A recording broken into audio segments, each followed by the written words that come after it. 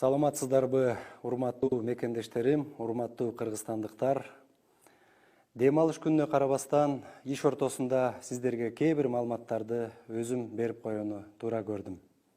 Урматтуу мекендештерим, жакынкы күндөрдө өзүңүздөр күбө болгондой, Алматы шаарында ИАЭПке кирген өлкөлөрдүн өкмөт башчылары менен жолугушуулар болуп өттү. Бул жолугушууларда урматтуу президентибиз Садыр Нуркожоевич тарабынан бүгүнкү күндө мамлекетте приоритет катары каралып жаткан маселелер боюнча биз ушул өлкөлөрдүн өкмөт башчылары менен пикир алмаштык. Эң оболу эки тараптуу жолугушууларда Россия Федерациясынын өкмөт башчысы Михаил Мишустин менен бир топ маселелерди өз ара талкууладык. Алардын арасында эң бүгүнкү күндөгү көйгөйлүү маселелердин бири болгон авиарейстерди жандандыруу, биздин мигранттардын кирип чыгышы маселеси жөнүндө проблемаларды көтөрдүк. Мен ойлоймун, бул маселелер боюнча дагы Россия өкмөтү тарабынан жакынкы күндөрдө дагы кошумча маселелер чечилет деген ойдомун. Андан сырткары Россия өлкөсү менен дагы өзүңүздөр билесиздер, фискализация жаатында дагы буга чейин жардамдар күтүлүп жаткан, ушуларды дагы тездетүү боюнча иш чараларды өткөрүү боюнча биз сунуштарыбызды айттык. Андан сырткары, урматтуу мекендештер, Казакстан Республикасынын премьер-министри Аскар Маминин да пикир алмаштык.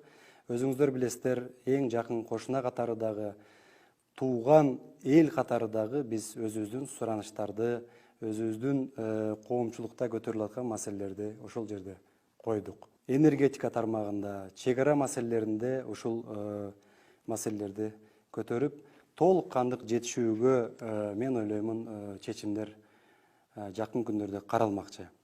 Андан сырткары, албетте кошуна өлкө болгон Өзбекстандын премьер-министри Абдулла Арипов менен дагы жолуктук.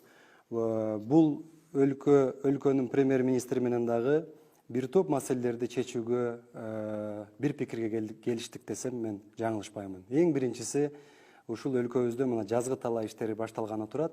Ушул жерде жер семирткичтерди биздин өлкөгө көбүрөөк, ылдыйраак баада киргизүү боюнча биз пикир алмаштык.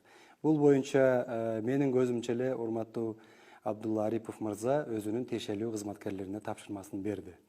Андан сырткары, өзүңүздөр билесиздер, Кыргызстандын жарандары Өзбекстанга киргенде ПЦР тест тапшырып жатат бүгүнкү күндө. Бул мындай айтканда төлөө менен жүрүп жатат. Ушуну акысыз жүргүзүү боюнча дагы Өзбекстан Республикасынын премьер-министри Кыргызстандан барган жарандарды Өзбекстанга киргенде ПЦР тапшырат, бирок акысыз болуу жагын чечүүгө сөзүн берди.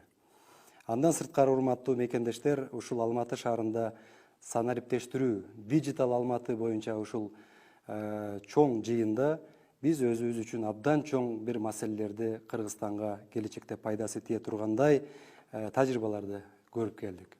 Негизинен Алматы шаарына болгон жыйынтык ушундай болду. Андан сырткары, урматтуу мекендештер, акыркы күндөрдө массалык маалымат каражаттарда, социалдык тармактарда көтөрүлүп жаткан Баткен областындагы маселе боюнча кыскача токтолуп кетейин. Бул жерде эң оболу мен өкмөт башчыга талапкер катары дагы, Кыргызстандын патриот жараны катары дагы бир маселени айтып коюу ниетим болгон. Муну ошол жерде жашаган Баткен облусунун Баткен районунун Аксай айылынын тургундары мен ойлойм абдан жакшы түшүнүп турат. Бул жерде сөз ошол Аксай айылындагы кайырма каналы, Аксай айылына кошуна, бул головной водозабордон 500-600 метр жогору турган кошуна өлкөгө тиешелүү кайырма каналы жөнүндө. Андан сырткары Ак суу дарыясы жөнүндө сөз болгон. Менин ниетим ушул болгон. Бирок тилекке каршы кээ бир күчтөр муну туура эмес жака бурганга аракет кылышы мүмкүн. Мен муну толук түшүнөмүн. Менин оюмча ушул маселени биз келечекте биздин өлкөнүн кызыкчылыгына чечиле тургандай мыйзамдын чегинде чечүүбүз зарыл. Ал эми, урматтуу мекендештер, Баткен боюнча мен токтоло кетсем, Баткен областында мен өзүм иштеп келгенмин. Баткендин эли абдан күчүрмөн, сабырдуу, чек арада жашап, ушул өздөрү керек болсо чеп болуп чек араны бүгүнкү күндө коргоп келүүдө. Мен бул үчүн өзүнчө ыраазычылык билдиремин. Ошондуктан урматтуу мекендештер, өзгөчө мен мына Баткен облусунда жашап аткан элдерге ыраазычылык билдирип, Төрткүл суу сактагыч, анын головной боюнча дагы бизде азыр өзгөчө бир ой пикирибиз бар. Жакынкы күндөрдө Төрткүл суу сактагычын, ошондой эле анын головнойун стратегиялык объекттерге киргизүү боюнча азыр иш башталды. Муну биз урматтуу президентибизге коопсуздук кеңешинин катчылыгына жакын күндөрдө биз сунуштайбыз. Ошондуктан урматтуу кыргызстандыктар, урматтуу Баткен облусунун тургундары, мен ушул маселе боюнча атайын сиздерге бир түшүндүрмө берип коеюн дедим. Андан сырткары биз кошуна Тажикстан Республикасы менен дагы ынтымакта жашап, бардык маселелерди дипломатиялык жол менен чечишибиз керек. Эң оболу Кыргызстандагы жетекчилер баарыбыз улуттун кызыкчылыгын, мамлекеттин кызыкчылыгын коргойбуз деп мен сиздерди терең ишендиремин. Көңүл бурганыңыздарга чоң рахмат.